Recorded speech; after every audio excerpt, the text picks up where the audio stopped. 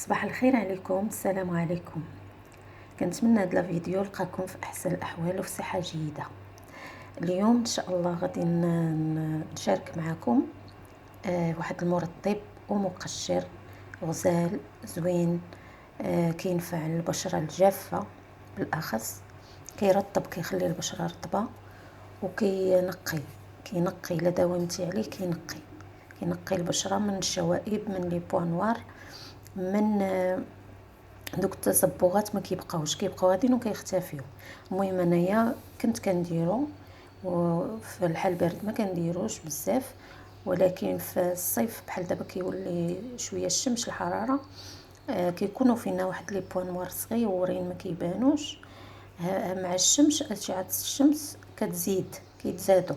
واخا كنديروا ليكرون ديالنا راه ما كتحميش، واخا تيكتبوا فيها 50%، ولكن راه ما كتحميش زعما لواحد الدرجه، حيت اشعه الشمس كيف ما كتعرفوا راه مجهده.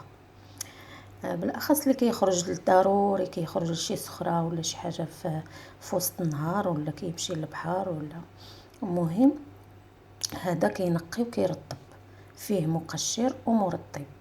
كنحتاجو فيه الشوفان، هو خليته في الكرتونه ديالو باش يبان لكم. شديته طحنته، هو في القرعه هي هذه. اللي حداه نشا الذره، والحليب غبره. هذا الحليب غبره. وكنحتاجو الماء، قطرات ديال الماء، تقريبا شي معلقه هكاك على حساب شكون اللي غادي يديرو. الا كنتي بوحدك غادي تحتاجي تقريبا غير قطرات الماء، حيت خاصو يكون ثقيل. المهم كناخدو معلقه كبيره ديال الشوفان، ها هو مطحون، ومعلقه متوسطه صغر من هذه اللي درت.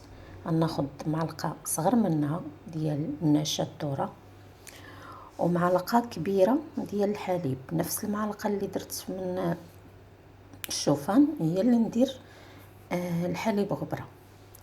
نيدو المعروف، وقطرات ديال الماء هما باش غادي نبدا نجمع هكا هكا هكا حتى نحصل على واحد السائل ثقيل. انا غادي نوقف الفيديو باش ندير، حيت كنصور غير بيد وحده. غندير المقادير ونرجع معكم. انا رجعت معكم، درت معلقه كبيره ديال النشا، عفوا معلقه كبيره ديال الشوفان ها هو، ومعلقه متوسطه ديال النشا، ومعلقه كبيره ديال حليب غبره. دابا غادي نخوي الماء، ولكن ما غاديش نخوي بزاف، غادي نخوي غير القياس، حيت خاصو يجينا ثقيل. انا غندير هكا في المعلقه باش ما نخويش بزاف، وغادي نحرك. هذه ماشي المعلقه اللي عبرت بها، صافي غادي نحرك هكا تيولي عندنا الخليط ثقيل. ها هو راه مازال خاصو شويه.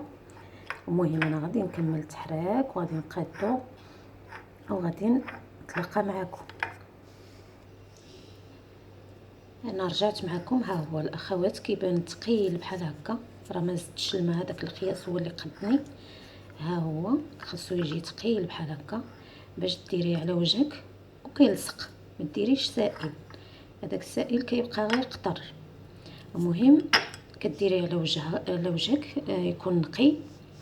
المهم غسله، ماشي غسله هكا في الصباح، غير تنوضي في الصباح غسلي غير الوضوء العادي ديالنا ديال الفجر اللي نضنا ليه. غادي الصباح غادي تغسلي غير بالماء، وديري هاد المقشر ومرطب، خليه على وجهك حتى ينشف مزيان. ومني تبغي ديري كوماج ما ديريش هو كارم على وجهك، لا، فزكيه بالماء مزيان، وعاد بداي ديري بشويه على وجهك وحتى يفزق مزيان. ما ديريش، كنأكد لك ما ديريش هو كارم، تبداي تحكي هكا راه كيرهل الوجه.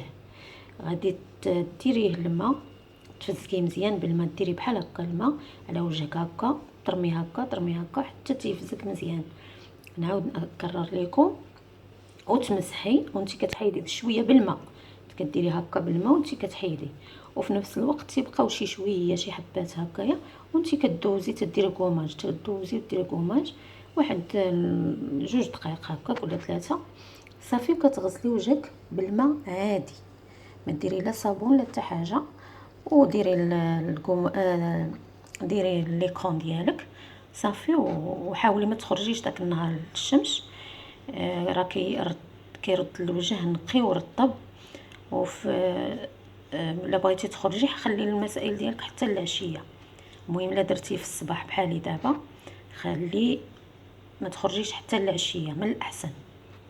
هو ما غيدير والو، غير ديك البشره ديالنا ملي كتقشر ما خاصهاش تعرض لاشعه الشمس. وقلت لكم واخا تديروا ليكرون راه ما كيشدش مزيان 100%.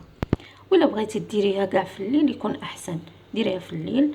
غسلي وجهك ونعسي، ما تغسليش بالماء سخون، غسلي غير بالماء بارد. وما ديري لا صابون لا حتى شي حاجه، ديري نفس الطريقه وما ديري لا صابون لا والو. وخلي داك الترطيب ديال الحليب، الحليب نيدو، خليه هو كيرطب بلا ما ديري لا مرطب لا حتى حاجه. كنتمنى تعجبكم هذه الوصفه، واخا جات طويله شويه. تصبحوا وتربحوا.